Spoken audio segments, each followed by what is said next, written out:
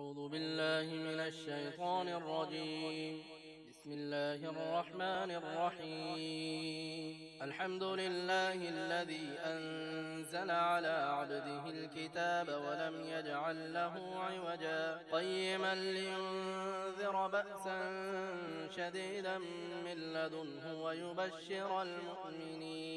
ويبشر المؤمنين الذين يعملون الصالحات أن لهم أجرا حسنا ماكثين فيه أبدا وينذر الذين قالوا اتخذ الله ولدا ما لهم به من علم ولا لآبائهم كبرت كلمة تخرج من أفواههم إن يقولون إلا كذبا فلعلك باخع نفسك على آثارهم إن لم يؤمنوا بهذا الحديث أسفا إنا جعلنا ما على الأرض زينة لها لنبلوهم أيهم أحسن عملا وإنا لجاعلون ما عليها صعيدا جرزا أم حسبت أن أصحاب الكهف والرقيم كانوا من آياتنا عجبا إذ أوى الفتية إلى الكهف فقالوا ربنا آتنا من لدنك رحمة وهيئ لنا من أمرنا رشدا فضربنا على آذانهم في الكهف سنين عددا ثم بعثناهم لنعلم أي الحزبين أحصى لما لبثوا أمدا نحن نقص عليك نبأهم بالحق إنهم فتية آمنوا بربهم وزدناهم هدى وربطنا على قلوبهم إذ قاموا فقالوا ربنا رب السماوات والأرض لن ندعو من دونه إلها لقد قلنا إذا شططا هؤلاء قوم اتخذوا من دونه آلهة لولا يأتون عليهم بسلطان بين فمن أظلم ممن افترى على الله كذبا وإذ اعتزلتموهم وما يعبدون إلا الله فأووا إلى الكهف ينشر لكم ربكم من رحمته ويهيئ لكم من أمركم مرفقا وترى الشمس إذا طلعت تزاور عن كهفهم ذات اليمين وإذا غربت تقرضهم ذات الشمال وهم في فجوة من ذلك من آيات الله من يهد الله فهو المهتد ومن يضلل فلن تجد له وليا مرشدا وتحسبهم أيقاظا وهم رقود ونقلبهم ذات اليمين وذات الشمال وكلبهم باسط ذراعيه بالوصيد لو اطلعت عليهم لوليت منهم فرارا ولملئت منهم رعبا وكذلك بعثناهم ليتساءلوا بينهم قال قائل منهم كم لبثتم قالوا لبثنا يوما أو بعض يوم قالوا ربكم أعلم بما لبثتم فابعثوا أحدكم بورقكم هذه إلى المدينة فلينظر أيها أزكى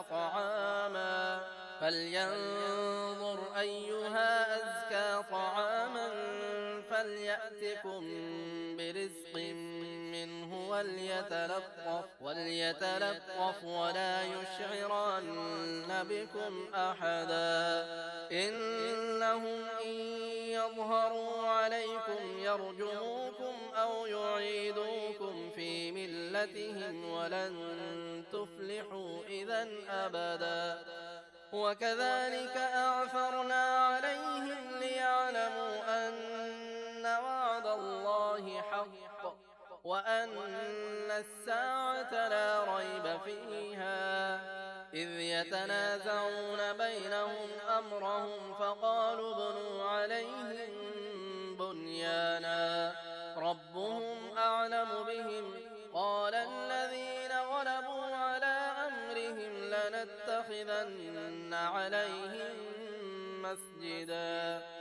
سيقولون ثلاثة رابعهم كلبهم ويقولون خمسة سادسهم كلبهم رجما بالغيب ويقولون سبعة وثامنهم كلبهم قل ربي أعلم بعدتهم ما يعلمهم إلا قليل فلا تمار فيهم إلا مراء ظاهرا ولا تستفت فيهم منهم أحدا ولا تقولن لشيء إني فاعل ذلك غدا إلا أن يشاء الله واذكر ربك إذا نسيت وقل عسى أن يهديني ربي لأقرب من هذا رشدا ولبثوا في كهفهم 300 سنين وازدادوا 9 قل الله أعلم بما لبثوا له غيب السماوات والأرض أبصر به وأسمع ما لهم من دونه من ولي ولا يشرك في حكمه أحدا واتل ما أوحي إليك من كتاب ربك لا مبدل لكلماته ولن تجد من دونه ملتحدا واصبر نفسك مع الذين يدعون ربهم بالغداة والعشي يريدون وجهه ولا تعد عيناك عنهم تريد زينة الحياة الدنيا ولا تطع من أغفلنا قلبه عن ذكرنا واتبع هواه وكان أمره فرطا وقل الحق من ربكم فمن شاء فليؤمن ومن شاء فليكفر إنا أعتدنا للظالمين نارا أحاط بهم سرادقها وإن يستغيثوا يغاثوا بماء كالمهل يشوي الوجوه بئس الشراب وساءت مرتفقا إن الذين آمنوا وعملوا الصالحات إنا لا نضيع أجر من أحسن عملا أولئك لهم جنات عدن تجري من تحتهم الأنهار يحلون فيها من أساور من ذهب ويلبسون ثيابا خضرا من سندس واستبرق متكئين فيها على الأرائك نعم الثواب وحسنت مرتفقا واضرب لهم مثلا الرجلين جعلنا لأحدهما جنتين من أعناب وحففناهما بنخل وجعلنا بينهما زرعا كلتا الجنتين آتت أكلها ولم تظلم منه شيئا وفجرنا خلالهما نهرا وكان له ثمر فقال لصاحبه وهو يحاوره أنا أكثر منك مالا وأعز نفرا ودخل جنته وهو ظالم لنفسه قال ما أظن أن تبيد هذه أبدا وما أظن الساعة قائمة ولئن رددت إلى ربي لأجدن خيرا منها منقلبا قال له صاحبه وهو يحاوره أكفرت بالذي خلقك من تراب ثم من نطفة ثم سواك رجلا لكن هو الله ربي ولا أشرك بربي أحدا ولولا إذ دخلت جنتك قلت ما شاء الله لا قوة إلا بالله إن ترني أنا أقل منك مالا وولدا فعسى ربي أن يؤتيني خيرا من جنتك ويرسل عليها حسبانا من السماء فتصبح صعيدا زلقا أو يصبح ماؤها غورا فلن تستطيع له طلبا وأحيط بثمره فأصبح يقلب كفيه على ما أنفق فيها وهي خاوية على عروشها ويقول يا ليتني لم أشرك بربي أحدا ولم تكن له فئة ينصرونه من دون الله وما كان منتصرا هنالك الولاية لله الحق هو خير ثوابا وخير عقبا واضرب لهم مثل الحياة الدنيا كماء أنزلناه من السماء فاختلط به نبات الأرض فأصبح هشيما تذروه الرياح وكان الله على كل شيء مقتدرا المال والبنون زينة الحياة الدنيا والباقيات الصالحات خير عند ربك ثوابا وخير أملا ويوم نسير الجبال وترى الأرض بارزة وحشرناهم فلم نغادر منهم أحدا وعرضوا على ربك صفا لقد جئتمونا كما خلقناكم أول مرة بل زعمتم أن لن نجعل لكم موعدا ووضع الكتاب فترى المجرمين مشفقين مما فيه ويقولون يا ويلتنا ما لهذا الكتاب لا يغادر صغيرة ولا كبيرة إلا أحصاها ووجدوا ما عملوا حاضرا ولا يظلم ربك أحدا وإذ قلنا للملائكة اسجدوا لآدم فسجدوا إلا إبليس كان من الجن ففسق عن أمر ربه أفتتخذونه وذريته أولياء من دوني وهم لكم عدو بئس للظالمين بدلا ما أشهدتهم خلق السماوات والأرض ولا خلق أنفسهم وما كنت متخذ المضلين عضدا ويوم يقول نادوا شركائي الذين زعمتم فدعوهم فلم يستجيبوا لهم وجعلنا بينهم موبقا ورأى المجرمون النار فظنوا أنهم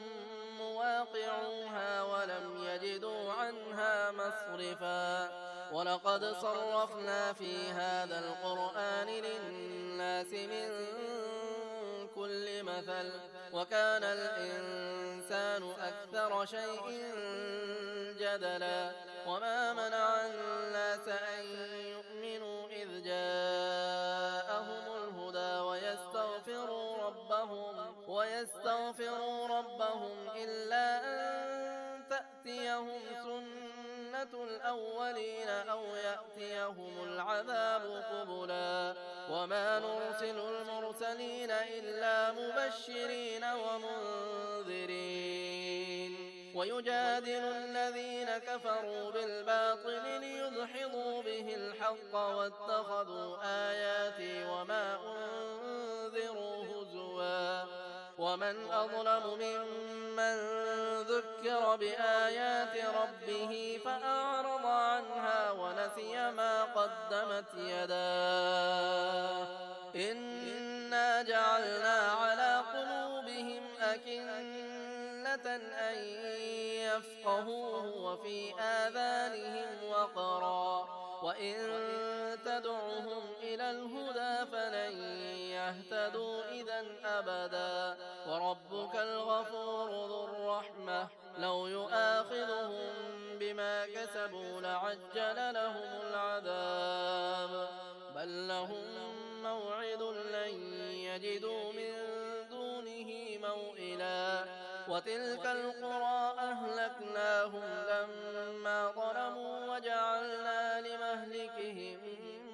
موعدا إذ قال موسى لفتاه لا أبرح حتى أبلغ مجمع البحرين أو أمضي حقبا فلما بلغا مجمع بينهما نسيا حوتهما فاتخذ سبيله في البحر سربا فلما جاوزا قال لفتاه آتنا غداءنا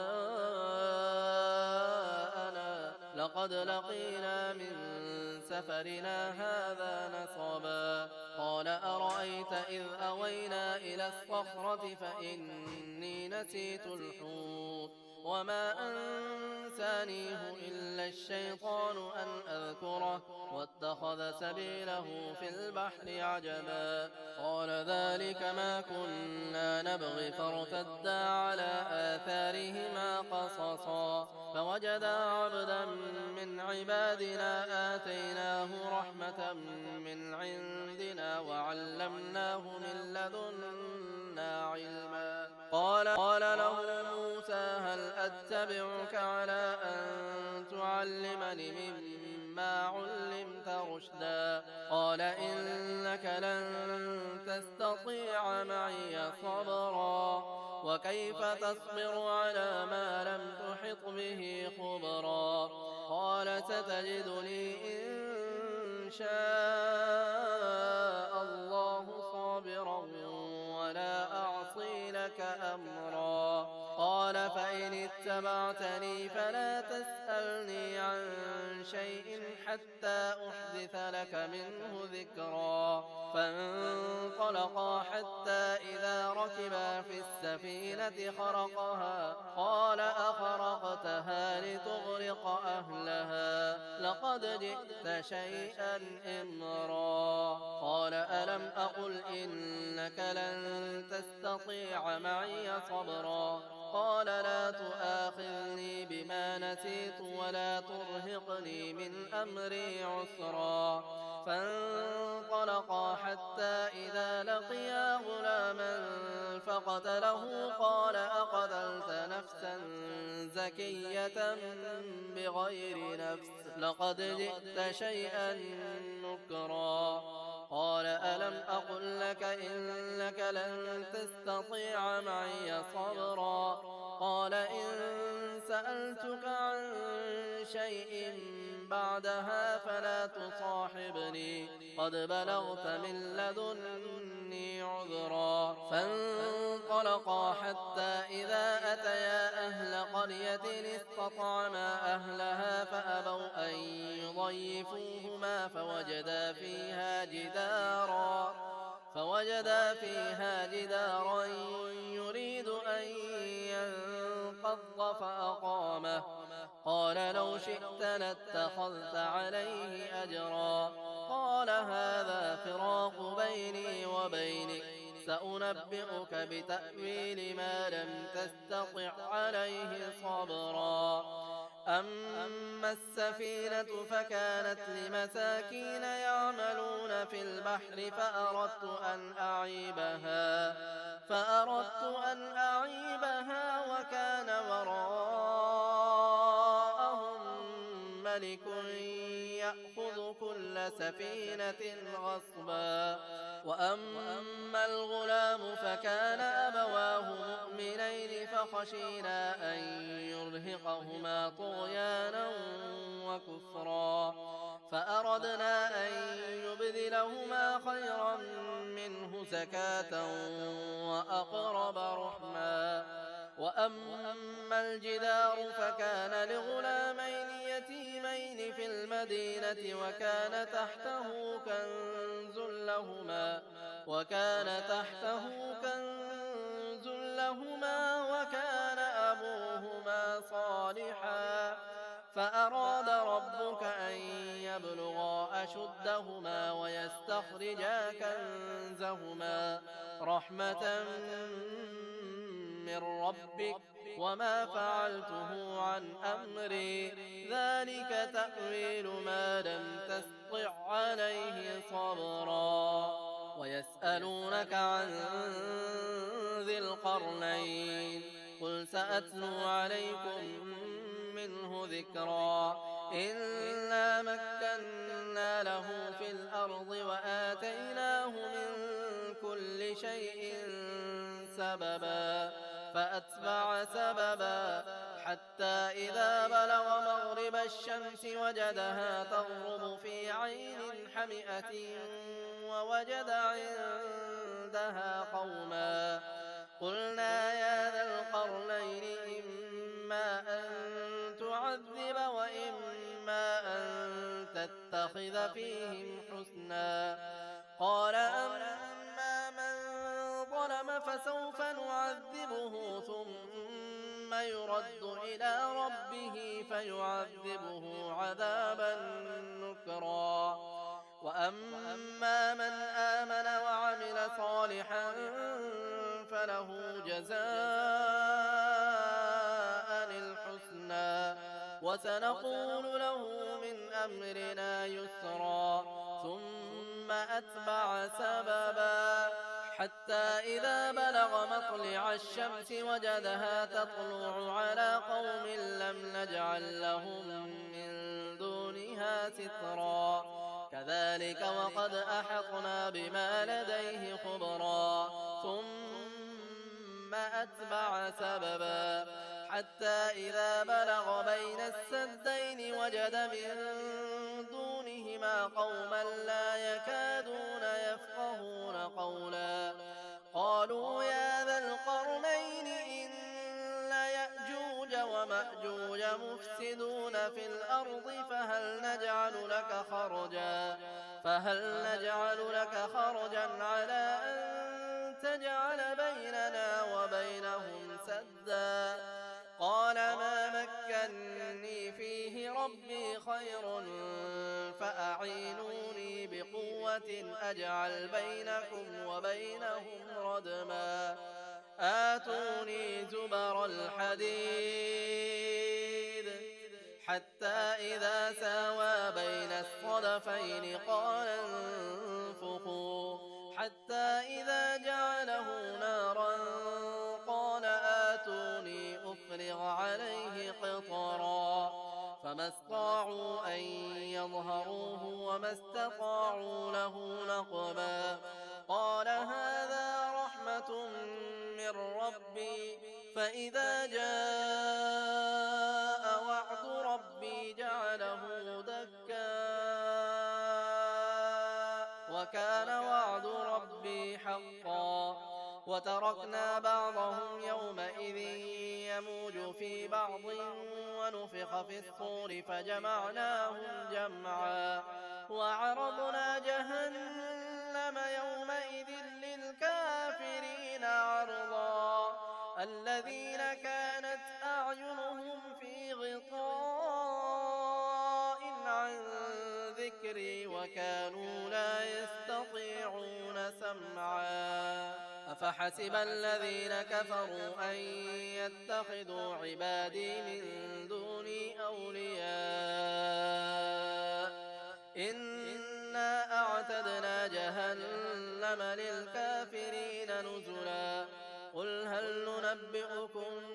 بالأخسرين أعمالا الذين ضل سعيهم في الحياة الدنيا وهم يحسبون أنهم يحسنون صنعا أولئك الذين كفروا بآيات ربهم ولقائه فحبطت أعمالهم فلا نقيم لهم يوم القيامة وزنا ذلك جزاؤهم جهنم بما كفروا واتخذوا آياتي ورسلي هزوا إن الذين آمنوا وعملوا الصالحات كانت لهم جنات الفردوس نزلا خالدين فيها لا يبغون عنها حولا قل لو كان البحر مدادا لكلمات ربي لنفد البحر قبل أن تنفد كلمات ربي ولو جئنا بمثله مددا قل إنما أنا بشر مثلكم يوحى إلي أنما إلهكم إله واحد فمن كان يرجو لقاء ربه فليعمل عملا